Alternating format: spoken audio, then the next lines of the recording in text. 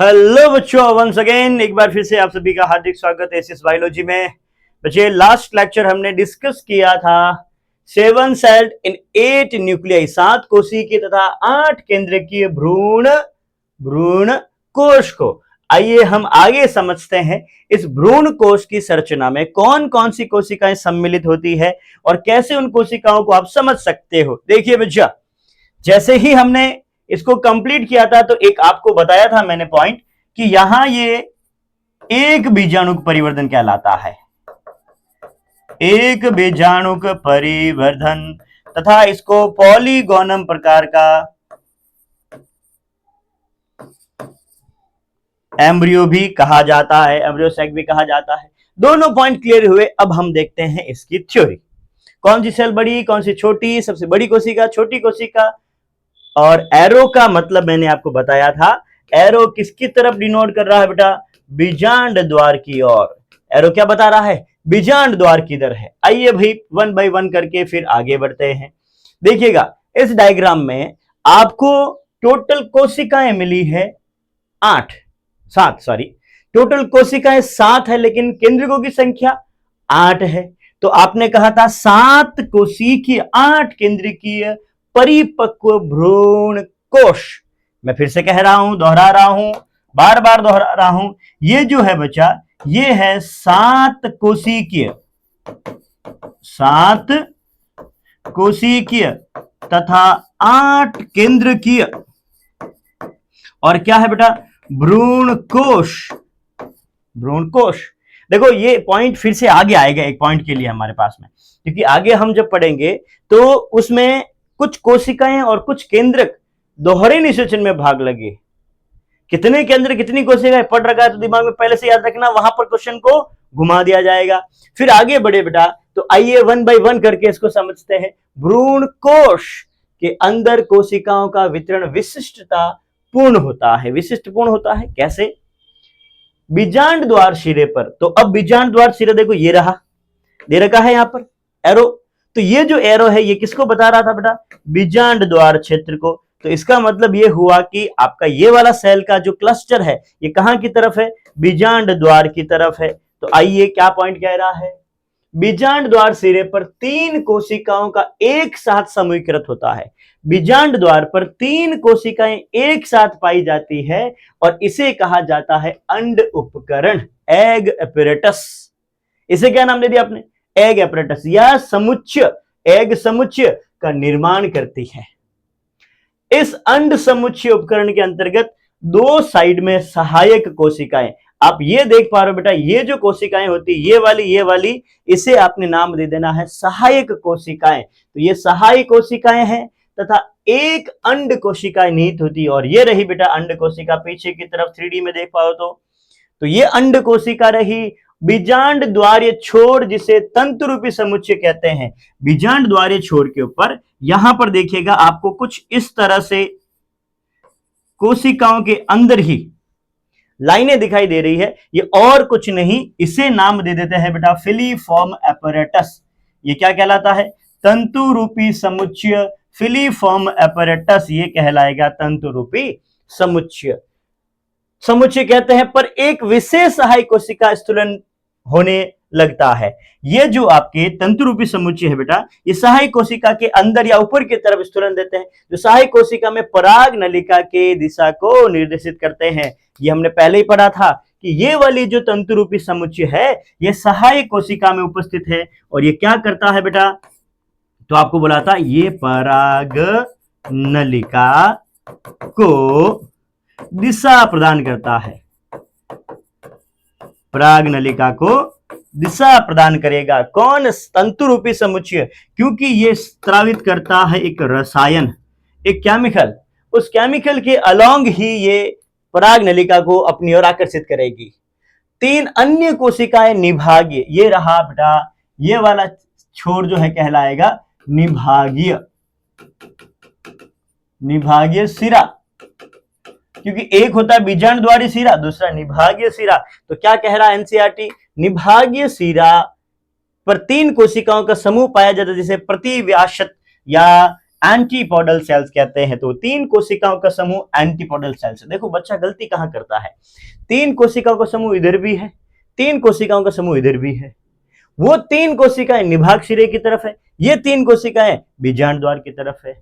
उन 3 कोशिकाओं में तीनों कोशिका एक जैसी है, कोई इसमें डिफरेंशिएशन नहीं है, बट इन 3 कोशिकाओं में से 2 कोशिका तो है सहायक कोशिका, एक कोशिका है अंड कोशिका। अरे समझ में आया है? तो ये तीनों का पॉइंट कह दिया हमने। वृहद केंद्रीय कोशिका, बीच में देखो पूरी की पूरी एक बड़ी सी बड़ी कोशिका है, ये जो पूरी की पूरी एक बड़ी कोशिका है, इसी को नाम दे दिया आपने वृहद केंद्रीय कोशिका। जैसे कि पहले बताया गया है, पूरी बड़ी कोशिका है ये ना, तो 2 ध्रुवीय केंद्र के साथ में रहती है। इसके पास में ध्रुवीय केंद्र कितने हैं बेटा?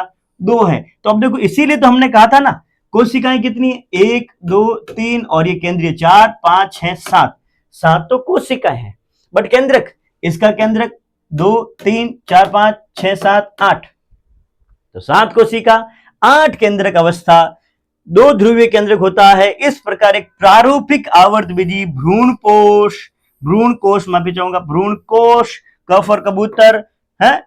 तो भ्रूण कोश जो होता है वो 8 न्यूक्लियट तथा 7 कोशिकीय अवस्था युक्त होता है। हम क्लियर? अच्छे से प्यारे से 7 कोशिकीय 8 केंद्रकीय भ्रूण कोश अवस्था है। आगे बढ़ते हैं। अब आ जाता है बेटा परागण की प्रक्रिया।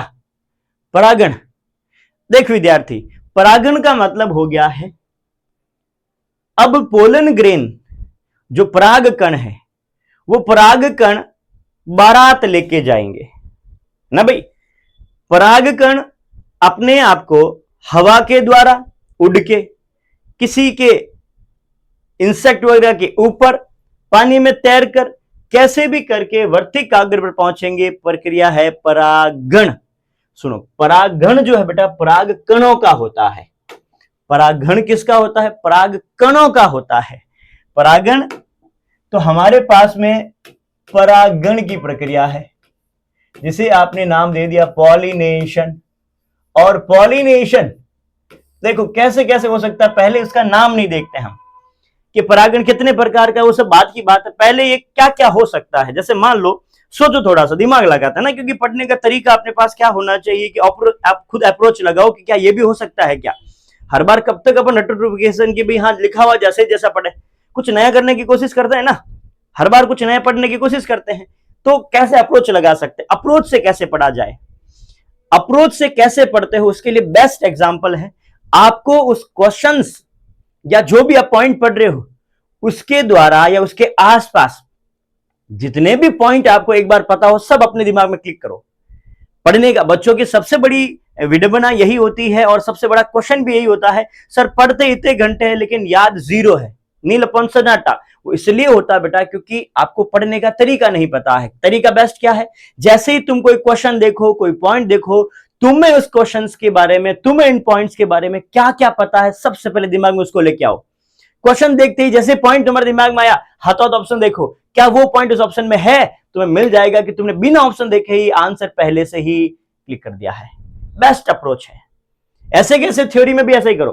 तुम क्या क्या अप्रोच लगा सकते हो, तो फ्लावर देखो, अब ये तो पता चल गया कि परागण किसके बीच में होगा, फ्लावर के बीच में होगा, मेल और फीमेल। अब आपको अगर पता हो तो बेटा मेल में, फ्लावर के अंदर या तो सिर्फ मेल या सिर्फ फीमेल या मेल और फीमेल दोनों, इसमें देखा जा रहा है मेल भी है फीमेल भी है। एक फ्लावर जिसमें सिर्फ कौन है बेटा, फीमेल है, एक फ्लावर जिसमें सिर्फ सिर्फ कौन है, मेल है। समझ पा रहे हो आप? इट मींस यहां जो आपको 3 तरह के फ्लावर मिल रहे हैं, उसी के बेसिस पर यह पॉलिनेशन होने वाला है। देख कैसे समझते हैं वन बाय वन करके। तुमने कहा परागण, पॉलिनेशन, पहले मैं एक फ्लावर बनाता हूं। एक फ्लावर बनाया आपने यहां पे, देखो एक फ्लावर की कंडीशंस के बेसिस पर हम पॉलिनेशन को समझेंगे। ये रहा एक फ्लावर, ठीक है। एक इधर एक प्लांट बनाते हैं हम, एक प्लांट में फ्लावर इधर बनाया हमने, क्या इसमें भी मेल और फीमेल है? हाँ है। अरे समझ में आ रहा है बच्चा? है? क्योंकि ऑफलाइन पढ़ाना you know very well tricky काम है। ये लीजिएगा, दो प्लांट बनाए हमने। सुन मेरे विद्यार्थी, क्या क्या हो सकता है?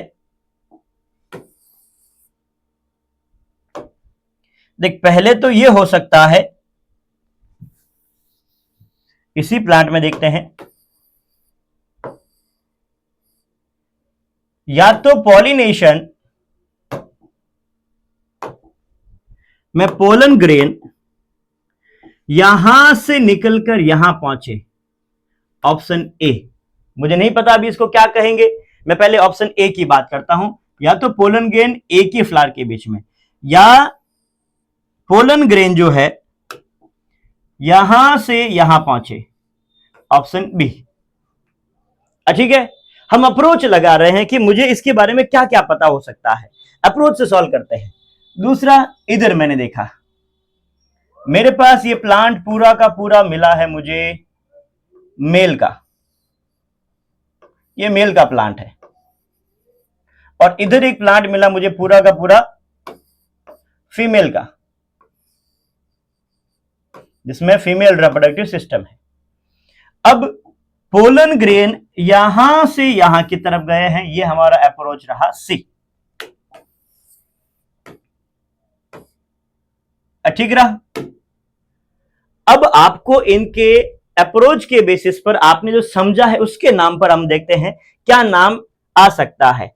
क्या ये एक ही पादप के बीच में हो रहा है? हां।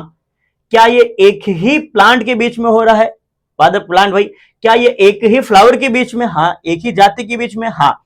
क्या ये भी एक ही फ्लावर के बीच में? ना। एक ही प्लांट के बीच में? हाँ। एक ही जाति के बीच में? हाँ। इसका मतलब ये उसी पादप के पुष्प में हो रहा है, तो इसे हम नाम दे देंगे बच्चा स्वयुग्मन। स्व मतलब स्वयं का। अरे भाई, स्व मतलब स्वयं का, तो यहां हमने एक नाम दे दिया बेटा स्वयुग्मन। अब देखो, ये जात तो उसी की है ना। अरे भाई, दूसरा फ्लावर जो है उसी प्लांट की जात का है, तो एक ही जात के मध्य सजात पुष्पी परागण, और ये प्लांट अलग अलग है। अरे भाई, ये तो पराया गण हो गया, पर परागण। समझ पाए हो? तो आपने अगर एक ही प्लांट, एक ही फ्लावर, एक ही जाति के बीच में, एक ही प्लांट, एक ही जाति, डिफरेंट फ्लावर के बीच में, different plant, different flower, same जाति के बीच में, तीनों परागण। अब इन तीनों को हम अलग अलग लिखते हैं बच्चे, देखिएगा। आइए इधर,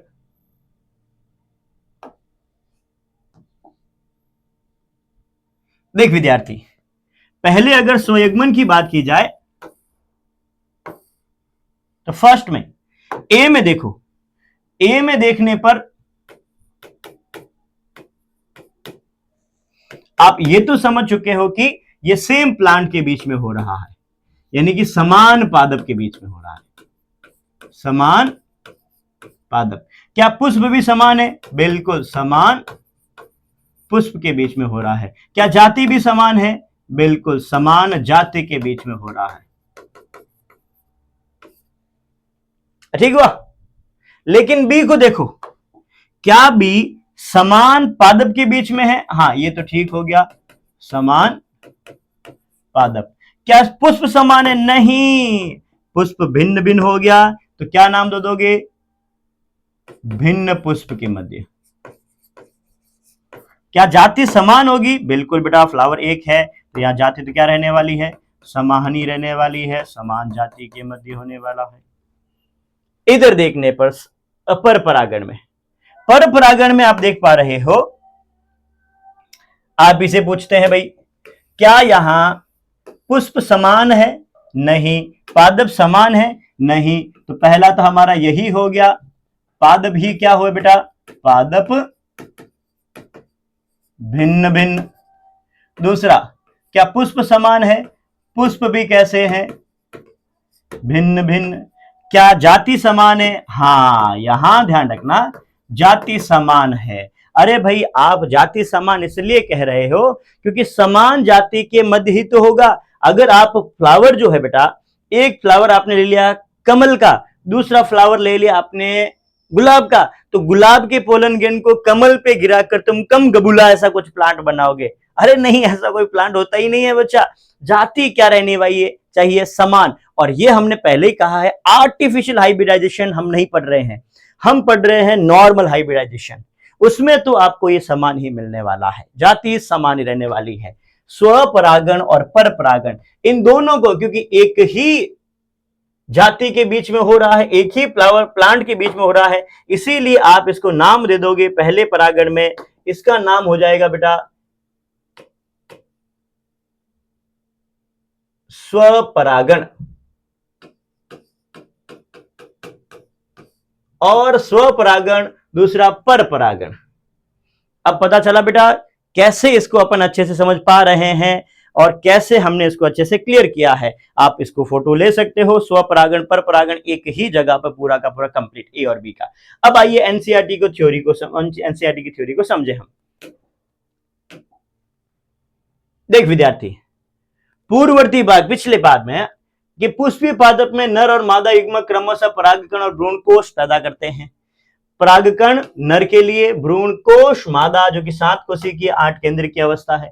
चूंकि दोनों ही प्रकार के युग्मक अचल है, अचल मतलब नॉन मोटाइल है, ध्यान रखना।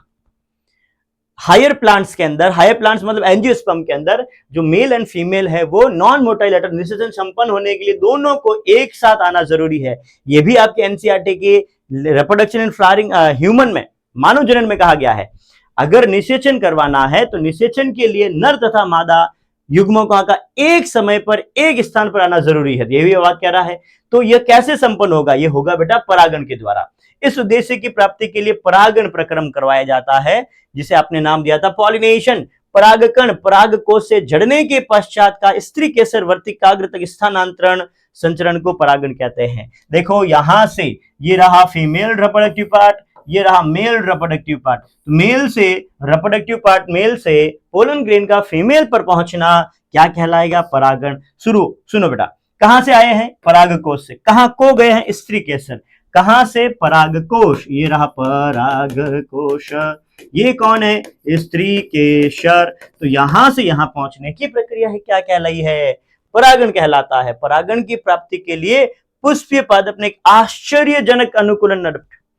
अब अगर परागण करवाना है तो परागण करवाने के लिए इंसेक्ट को अट्रैक्ट करना पड़ेगा या फिर और भी कुछ ऐसे एडेप्टेशन लेने पड़ेंगे। तो जनक अनुकूलन, पुष्पीय पादप ने आश्चर्यजनक अनुकूलन व्यूह विकसित किया। व्यू का मतलब होता है यहां पर एक होता है चक्रव्यूह, अपन चक्रव्यूह, विजन, देखने का तरीका विकसित किया जाता है। ये परागकण को प्राप्त करने के लिए बाह्य कारकों का उपयोग करते हैं। यह बड़ी प्यारी लाइन है। देखिए, परागण कह रहा है कि यह परागण को प्राप्त करने के लिए बाह्य उद्देश्यों का, बाह्य कारकों का मतलब बाह्य कारक जैविक और अजैविक कारक। भाई परागण करवाना है तो सिर्फ और सिर्फ स्वपरागण तो होगा नहीं, स्वपरागण बहुत सीमित है, परपरागण ज्यादा होगा। तो उसके लिए हमें किसकी जरूरत होगी? बाह्य कारकों की, जैविक या अजैविक की जरूरत पड़ेगी। क्या आप इनके इस समय अधिक से अधिक बाह्य कारकों की सूची बना सकते हो? एनसीईआरटी ने मोटे मोटे तौर पर 2 सूची बताई है। एक होता है जैविक की, जिसमें जीव काम करेंगे, दूसरा अजैविक जिसमें निर्जीव कारक काम करने वाले हैं। आइए इन्हीं सूची को समझते हैं, क्या कहना चाहता है एनसीईआरटी। देखिएगा बेटा, 2 तरह के पॉलिनेशन हमने पढ़े थे, ए और बी, ये हमने पहले ही डिस्कस कर लिया था। ए कौन हो जाएगा बच्चा? ए हो जाएगा स्वयुग्मन ऑटोगैमी। बी कौन हो जाएगा? बी हो जाएगा सजात पुष्पी परागण जिटेनोगैमी। सी कौन हो जाएगा? पर निषेचन जीनोगैमी। ये आपकी एनसीईआरटी की लैंग्वेज थी, बिल्कुल। आगे बढ़िए, पहला पढ़ते अपन स्वयुग्मन। मैंने आपको पहले ही बता दिया है स्वयुग्मन क्या होता है। क्या ये एक ही पुष्प के बीच में है? हाँ। एक ही पादप के बीच में? हाँ। एक ही जाति के बीच में? हाँ। अब यहां जो एनसीईआरटी कहना चाह रही है वो क्या है? स्वयुग्मन के लिए बहुत ही सीमित, पहली बात तो ये सीमित रहेगा। एक ही पुष्प में परागकोश से वर्तिकाग्र तक परागकणों का स्थानांतरण एक ही पुष्प में हो रहा है। चित्र में पीछे दे रखा था 1.9 पीछे दे रखा है। इस प्रकार का परागण उसी पुष्प के अंदर होता है, मतलब सेम फ्लावर के बीच में, सेम प्लांट के बीच में। देखो यहां लिखा हुआ है एक ही उसी पुष्प, सेम फ्लावर और एक ही पादप में, एक सामान्य पुष्प में जहां परागकोश एवं वर्तिकाग्र खुलता है, अनावर्त होता है, वहां पूर्ण स्वयंगमन अपेक्षाकृत दुर्लभ होता है। बड़ी प्यारी सी लाइन है एनसीईआरटी की। हमने तो पढ़ के निकल लिए और फिर एनसीईआरटी ने कहा आइए आपको समझाते हैं कि मैं कैसे क्वेश्चन बनाती हूं। एनसीईआरटी यहां कहना चाहता है एक ही सामान्य पुष्प में, नॉर्मल कोई भी प्लांट लीजिएगा, यहां बनाते हैं एक नॉर्मल प्लांट, ये लीजिए, ये नॉर्मल प्लांट, बाइसेक्सुअल ही बना रहा हूं मैं अभी, तो ये नॉर्मल एक प्लांट के फ्लावर में बनाया। कह रहा है एक ही पुष्प में जहां परागकोश एवं वर्तिकाग्र खुलता हुआ, दोनों खुले हुए हैं, एवं अनावर्त हो, किसी तरह से कोई कवरिंग इस पर नहीं है, ना ही बीच में सेपल्स आया है, नहीं पेटल्स आया है, किसी तरह से कुछ भी कोई अंदर बीच में नहीं आया है, आराम से अपना स्वपरागण कर सकते हैं। बट कह रहा है वहां पूर्ण स्वयुग्मन अपेक्षाकृत दुर्लभ होता है। ऐसा बहुत ही कम होगा कि ये इसके पोलन ग्रेन यही गिर जाए, क्योंकि हवा के माध्यम से, हवा के संग संग, तो हवा के संग संग घटा के साथ साथ ओ साथी चल, तो ये हवा के संग संग घटा के साथ साथ यहां ही जाए, ऐसा कोई जरूरी नहीं है मेरे बच्चे। ये यहां से यहां आना एनसीईआरटी कह रहा है कि दुर्लभ है भाई, बहुत ही रेयर है। इसका मतलब यहां से कहीं न कहीं और जाएगा ही जाएगा। ओ साथी चल, कहां चल, कहीं और चल। तो अनावर्त वहां पूर्णतः स्वयुग्मन अपेक्षाकृत दुर्लभ होता है। इस प्रकार के पुष्प में स्वयुग्मन के लिए, अगर आप चाहते हो कि स्वयुग्मन हो के लिए परागकण वर्तिकाग्र का विमुक्ति के लिए क्रमशः समकालिता, ये बता रहा है कि स्वपरागण के क्या क्या एडेप्टेशन, मैं अभी अलग से लिखवाऊंगा बेटा। कह रहा है समकालिता यानी कि समान समय पर मेल तथा फीमेल परिपक्व होने चाहिए। इसके साथ ही परागकोश एवं वर्तिकाग्र को एक दूसरे के पास स्थित होना चाहिए। होमोस्टाइली यानी कि नर तथा मादा समान आकार आकृति के हैं, ताकि स्व परागण संपन्न हो सके। याद रखेंगे, हम पढ़ेंगे बेटा अभी इसके अनुकूलन। क्या पढ़ने वाले हैं? अनुकूलन। और अगला कह रहा है यही करवाने के लिए कुछ पादप जैसे वायोला, जिसे कॉमन पांसी के नाम से जानते हैं, सामान्य पांसी, ऑक्सैलिस तथा कॉमिलिना, कनकोवा जिसे कहते हैं, मैं दो प्रकार के दे रहा, वायोला, ऑक्सैलिस और ये कॉमिलिना। इनमें दो तरह के पुष्प है। अच्छा भाई, इन तीनों में से किसमें दो तरह के पुष्प है? अरे इन तीनों में दो दो तरह के पुष्प है, एक में नहीं, तीनों में दो दो तरह के पुष्प है। तो तीनों में दो दो तरह के पुष्प है। एक पुष्प जो ऊपर की तरफ है, खुला हुआ है, उसके कहते हैं उन्मिल्य पुष्प, और एक जो जमीन के अंदर की तरफ है, कभी नहीं खुलता है, अनुन्मिल्य पुष्प। उन्मिल्य खुला हुआ, नहीं खिला हुआ, अनुन्मिल्य। अरे ठीक हुआ बच्चा। अब आपको मैंने बताया था, वादा किया था, अनुकूलन समझेंगे, जरूरी है, एनसीईआरटी ने दे रखा है। आइए समझते हैं स्वपरागण हेतु अनुकूलन।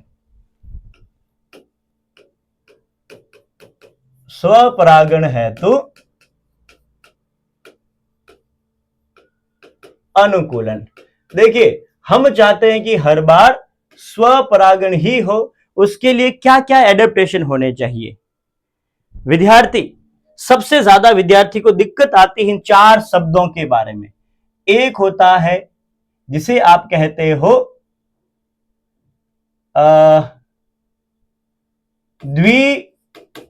द्विलिंगी, एक लिंगी,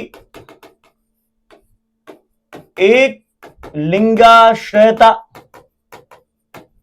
और द्विलिंगाश्रयता। अब ये क्या नया पॉइंट है? देखिए विद्यार्थी, क्योंकि अगर आप ये समझ गए तो आप आदि मॉर्फोलॉजी को यहां खत्म करोगे और आपका जो सेल्फ पॉलिनेशन और क्रॉस पॉलिनेशन है, जिसमें आप सबसे ज्यादा दिक्कत करते हो, वो कभी नहीं होगी। आइए इन चारों को समझते हैं। देखो, एक पादप जो होता है, पादप, उसमें या तो नर पुष्प होगा या मादा पुष्प होगा। इसका मतलब या तो नर पुष्प या मादा पुष्प या दोनों। तो पादप जो होता है वो हो सकता है या तो दोनों लिंग को आश्रय प्रदान करता है, द्विलिंगाश्रय, या एक लिंग को आश्रय प्रदान करता है, एक लिंगाश्रय, या तो दोनों लिंग को आश्रय प्रदान करता है, द्विलिंगाश्रय, जिसे कहा जाता है, अच्छा, दो को अपन क्या कहते हैं इंग्लिश में या साइंस की लैंग्वेज में क्या कहते हैं? दो को क्या कहते हैं? बाई, क्या कहते हैं ना, डायोइसिस, डाई, बाई। लेकिन ये है बच्चा मोनोइसियस, और ये कहलाएगा डाइसियस। अरे मोनो का मतलब एक, इसियस का मतलब रखने वाला। अब ये कह रहा है कि एक प्लांट जो है वो रखता है दोनों को। इसका इंग्लिश में समझे तो मोनोइसियस कहना चाहता है कि एक ही प्लांट दोनों को रखता है। द्विलिंगाश्रय कहना चाहता है कि एक ही प्लांट में दोनों लिंग आश्रित है। डायोइसियस दो जने रख रहे हैं, यानी कि एक मेल रखता है, दूसरा फीमेल रखता है। एक लिंगाश्रय एक लिंग को ही आश्रय करता रहा है। इसका मतलब एक प्लांट पर एक ही है सिर्फ। अब द्विलिंगाश्रय का मतलब हुआ है पादप में, यानी एक ही पादप में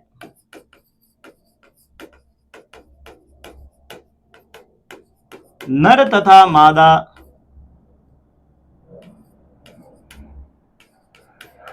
दोनों उपस्थित, और यहां एक पादप में नर या मादा उपस्थित, या तो नर रहेगा या मादा रहेगा। अब आपने कहा ना द्विलिंगाश्रय, इसका मतलब एक ही पादप में नर है। सुनना, अब ध्यान से सुनना, अब गौर नाल सुनना। मैं ये कह रहा हूं कि एक ही पादप में नर और मादा दोनों है। इट मीन्स या तो वो एक ही फ्लावर में है, या एक फ्लावर मेल का है उसी प्लांट का, दूसरा फ्लावर फीमेल का है। आ जाओ इधर आ देख। या तो कंडीशन कुछ ऐसी रही,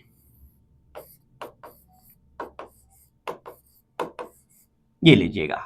अब यहां जो आपके पास में प्लांट है, ये रहा फीमेल, मेल। बता मेरे विद्यार्थी,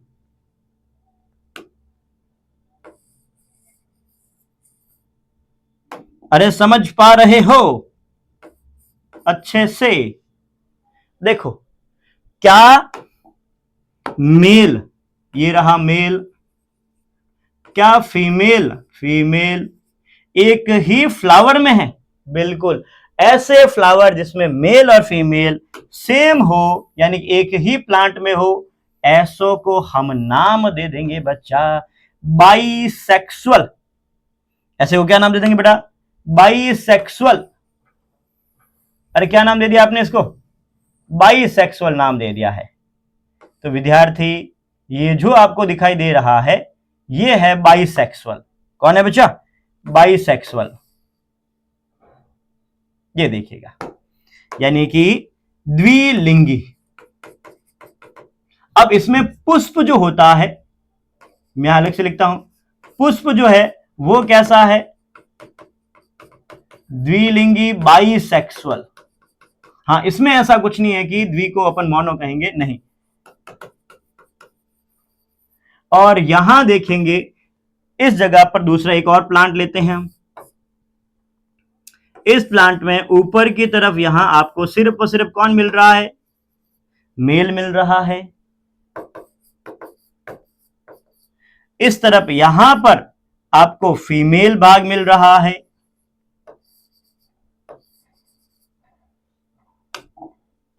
तो हो गया ना भाई? इसमें सिर्फ कौन है बेटा? माफी चाहूंगा, एक फ्लावर जो है इसका वो मेल का है, और इसका दूसरा फ्लावर जो है वो किसका है? इधर की तरफ ये रहा फीमेल का। अपॉलॉजी फॉर दिस, ये रहा फीमेल का। क्या यहां देखने पर आप ये बता पा रहे हो कि ये सिर्फ मेल का है फ्लावर, और ये किसका है? सिर्फ फीमेल का है। मेरे विद्यार्थी, आपने कहा था एक ही पादप में नर तथा मादा, तो हो सकता है वो एक ही पुष्प में हो सकता है वो दो अलग अलग पुष्प में हो। क्या यहां पर भी पादप एक है जिसमें नर मादा है? बिल्कुल, यहां पर भी पादप एक जिसमें नर मादा। ये हो गया पुष्प बेटा एक लिंगी, यूनिसेक्सुअल। अरे क्लियर हुआ? फिर यहां देखेंगे अपन, यहां तो आप समझ चुके हो पादप में या तो नर भाग है। ये देखो बेटा, ये सिर्फ कौन है? मेल है। और यहां फिर कौन हो जाएगा? मादा हो जाएगा। ये बीच में कौन आ गया? फीमेल। तो क्या आप देख पा रहे हो, इसमें सिर्फ और सिर्फ कौन है बेटा? Only mail. मतलब अगर आप यहां पर भी फ्लावर बनाओगे तो यहां पर भी फ्लावर में सिर्फ और सिर्फ कौन है बच्चा? यहां पर भी फ्लावर में सिर्फ और सिर्फ मेल है। यहां पर भी मान लो आपने एक फ्लावर बनाया तो यहां पर भी सिर्फ और सिर्फ कौन है? यहां पर सिर्फ फीमेल है। ये रहा। तो यहां सिर्फ फीमेल फीमेल मेल मेल, तो ओनली मेल और ओनली फीमेल। ये अगर आपको पता है तो आप आगे के पॉइंट को अच्छे से समझ पाओगे कि पर स्वपरागण है तो क्या क्या एडेप्टेशन चाहिए। आइए सबसे पहला तो अपन यही देखें, अगर ये स्वपरागण हुआ तो या तो एक ही फ्लावर के बीच में या एक ही फ्लावर और दूसरा एक ही प्लांट के दो फ्लावर के बीच में होगा। ये दोनों भी तो ना, इसको अपन ऑटोगैमी कहेंगे, इसको अपन ने जिटेनोगैमी नाम दिया था। स्वयुग्मन सजात पुष्पी परागण, अरे नाम दिया था ना। आ जाओ फिर देखो, पहला एडेप्टेशन तो ये हो गया, इसे अपन नाम दे देंगे पहला एडेप्टेशन, जिसे आप कहते हो बच्चा फर्स्ट एडेप्टेशन द्विलिंगाश्रयता। द्विलिंगाश्रयता मतलब मेल के और फीमेल के फ्लावर जो होते हैं वो या तो एक ही फ्लावर, एक ही प्लांट के एक ही फ्लावर में, या एक ही प्लांट के दो अलग अलग फ्लावर। प्लांट तो एक ही है ना बेटा, द्विलिंगाश्रयता। दूसरा, अगर मान लीजिए मेल और फीमेल समान समय पर परिपक्व हो, समकाल परिपक्वता, समकाल परिपक्वता। तीसरा, अगर मान लीजिए मेल और फीमेल के रिप्रोडक्टिव साइज इक्वल हो, यानी कि ज्यादा दूर नहीं, ज्यादा छोटा बड़ा नहीं, तो यह कहलाता है समवर्तिकात्व।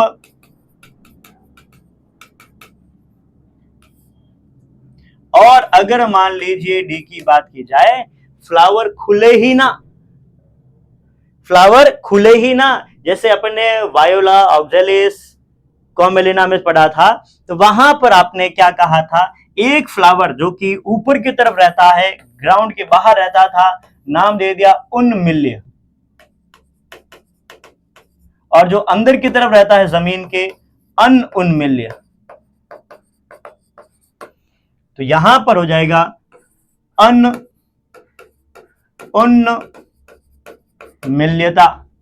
ये चार ऐसे फैक्टर है जो स्वपरागण को प्रेरित करने वाले हैं। इस पे आप आराम से अपनी खुद की थ्योरी बना सकते हो। मेल और फीमेल दोनों ही एक ही प्लांट में, नर तथा मादा समान काल पर परिपक्व, नर तथा मादा के भाग की स्थिति या नर तथा मादा भाग समान आकार आकृति के, और पुष्प कभी खिले ही ना। इन सब अवस्थाओं में भी क्या होगा? सिर्फ और सिर्फ स्वपरागण ही होगा। आइए अब एनसीईआरटी की लैंग्वेज को समझते हैं बच्चा। देख विद्यार्थी, तो वायोला ऑक्जेलिस की बात की, ये वाला फ्लावर जो है बेटा, इनमें स्वपरागण हो सकता है, पर परागण भी हो सकता है। अच्छा, जैसे अभी अपन ऊपर पढ़ा था कि ऐसे प्लांट में स्वपरागण ही हो उसकी संभावना दुर्लभ होती है, तभी तो हम कहेंगे इन फ्लावर के अंदर सिर्फ स्वपरागण ही नहीं, पर परागण भी हो सकता है, पर परागण भी संभव। लेकिन यहां जो है बेटा केवल स्वपरागण में कौन सा वाला? स्वयुग्मन संभव। इसमें सिर्फ और सिर्फ स्वपरागण का स्वयुग्मन ही संभव है, और कोई संभव नहीं होगा। ये हो गया आपका स्वयुग्मन के बारे में पॉइंट। अरे समझ में आया है? अब दूसरा फ्लावर आपने नाम दिया था अनुन्मिल्य। उन्मिल्यता अनुन्मिल्यता, तो उन्मिल्यता पुष्प अन्य प्रजाति के पुष्पों के समान ही होते हैं ऊपर वाले, जिसके परागकोश तथा वर्तिकाग्र अनावर्त रहते हैं, बिल्कुल खुले हुए रहेंगे। अनुन्मील्य परागण पुष्प कभी भी अनावर्त नहीं होते हैं। जो ऊपर वाले होते हैं ना, अनुन्मील्य ऊपर वाले, उन्मील्य तथा अनुन्मील्य पुष्प कभी भी अनावर्त नहीं होते हैं। इस प्रकार के पुष्पों में परागकोश तथा वर्तिकाग्र एक दूसरे के बिल्कुल नजदीक स्थित होते हैं। सारी कंडीशन आ रही है।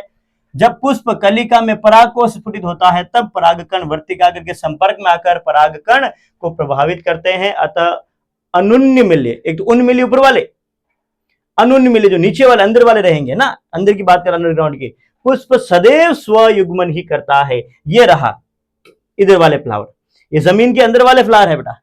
इन फ्लावर में सिर्फ और सिर्फ कौन सा होगा? स्वयुग्मन ही होगा, क्योंकि यहां पर वर्तिकाग्र पट क्रॉस तथा पर परागण अवतरण के अवसर नहीं होते हैं, क्योंकि इस जगह पर कोई और पोलन। अरे भाई आप खुद भी समझदार हो, यहां जमीन के अंदर फ्लावर है, तो जमीन के अंदर फ्लावर है, ये रहा फ्लावर, तो यहां और कौन सा पोलन गेन यहां आ सकता है?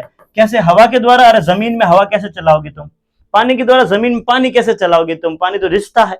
और कीट द्वारा, कीट जमीन में जाकर पॉलिनेशन करवाएंगे, खिलते ही नहीं है ये तो इसमें सिर्फ और सिर्फ इसमें क्या हो सकता है बच्चा? स्वयुग्मन हो सकता है, सजात पुष्पी परागण नहीं हो सकता है। मैं अच्छे से समझा पाया हूं। देख विद्यार्थी, एक और पॉइंट था जो हमें समझना है, आइएगा लेके चलते हैं आपको वापस। हमने पढ़ा था, देखिए विद्यार्थी, मैंने आपको बताया था, वापस जाएंगे, वापस बना लेते हैं उसे।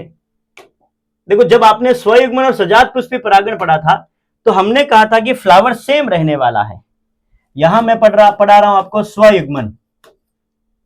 स्वयुग्मन में आपने कहा कि फ्लावर भी सेम है, ये मेल पार्ट, बीच में फीमेल पार्ट, ये रहा।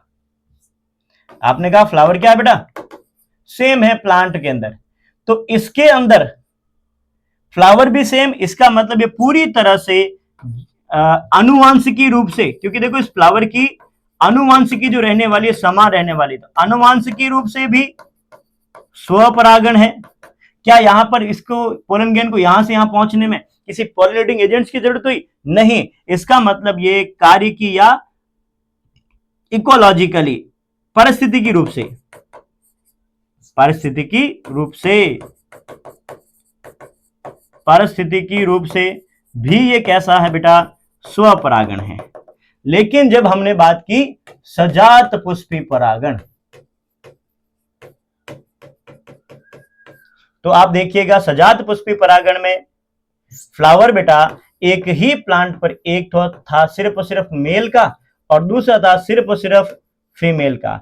अच्छा भाई, क्या यहां ये एक ही बीज से उगे हुए? हाँ बिल्कुल, तो बीज समान है, इसका मतलब इसकी आनुवांशिकी तो समान है, तो आनुवांशिक रूप से तो ये कैसा रहेगा? आनुवांशिक रूप से स्वपरागण, क्योंकि भाई इस बीज की जो है परागण, इस बीज के अंदर एक ही बीज तो आपने काम में लिया था। अरे भाई, परागण के लिए ये ऐसा तो नहीं कि ये कोई अलग बीज से उगा हुआ एक ही प्लांट में और ये अलग बीज से उगा हुआ, बीज तो एक ही था, तो उसकी आनुवांशिक तो समान है। लेकिन यहां से यहां पोलन ग्रेन पहुंचने के लिए किसी न किसी एयर का, किसी न किसी पॉलिनेटिंग एजेंट्स की जरूरत पड़ेगी। इट मींस यह पारिस्थितिकी रूप से कैसा हो गया बेटा?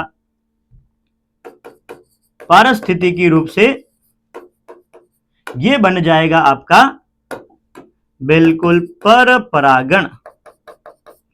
पारिस्थितिकी रूप से कैसा हो जाएगा बेटा? ये पर परागण हो जाएगा, क्योंकि यह परागणकर्ता की आवश्यकता पड़ती है। तो ये दोनों पॉइंट आपकी एनसीईआरटी में अच्छे से लिख रखे हैं। आप जब अपनी एनसीईआरटी को अपना दर्शन दोगे, एनसीईआरटी को आप अपना दर्शन दोगे, एनसीईआरटी आपके दुर्लभ आपके दर्शन की अभिलाषा कर रही है, एनसीईआरटी आपके दर्शन चाहती है, बट वही है कि आप उसको अपना दर्शन नहीं दे रहे हो, तो वहां ही आपको लैंग्वेज मिल जाएगी। अच्छे से इसको समझना पढ़ना। आ जाते हैं हम अपने स्लाइड पर। तो क्या आपने दोनों के दोनों उन्मील्य तथा अनुन्मील्यता को अच्छे से समझा है? मैं आशा करता हूं आपको ये पॉइंट अच्छे से समझ में आया होगा। बाकी के अगले पॉइंट को हम डिस्कस करेंगे नेक्स्ट क्लास में। धन्यवाद।